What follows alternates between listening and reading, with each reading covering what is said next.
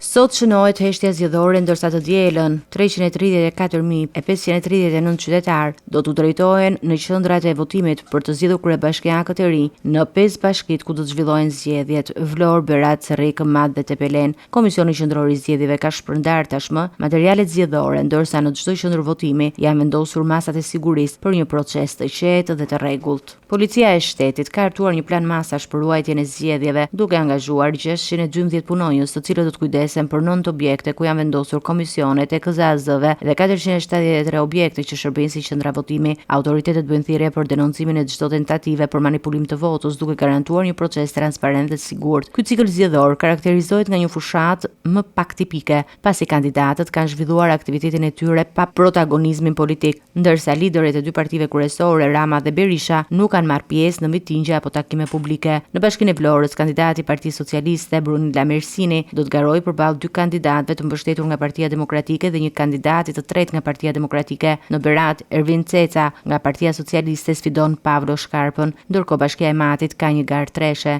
Altin Bojni nga PS, Suzana Pasha si kandidate e pavarur dhe Eduard Brahilika mbështetur nga PD. Në Cerrik, Florence Doka nga Partia Socialiste përballet me Armaldo Hoxhën, kandidat i pavarur mbështetur nga Partia Demokratike, dhe Eligert Hima nga Lëvizja Shqipëria Bëhet. Në Tepelen, Partia Socialiste propozon Gramos Sako, ndërsa Gabriel Guma, kandidati i pavarur, ka mbështetjen e opozitës. Mandati i kryebashkiakëve të zgjedhur do të jetë një vit e gjysmë, ndërsa do të mbahen zgjedhjet lokale në pranverë të 2027-s, duke dhënë një panoramë të qartë për drejtimin lokal në vitet e ardhshme. Në total, numri më i madh i votuesve është në Vlorë me rreth 172.000 qytetar, ndërsa në Tepelen qytetarët me të drejtë të vote janë 12.600. Ky raund zgjedhor do të jetë një tregues i rëndësishëm i preferencave lokale dhe potencialisht i tendencave politike për periudhën e ardhshme në vend.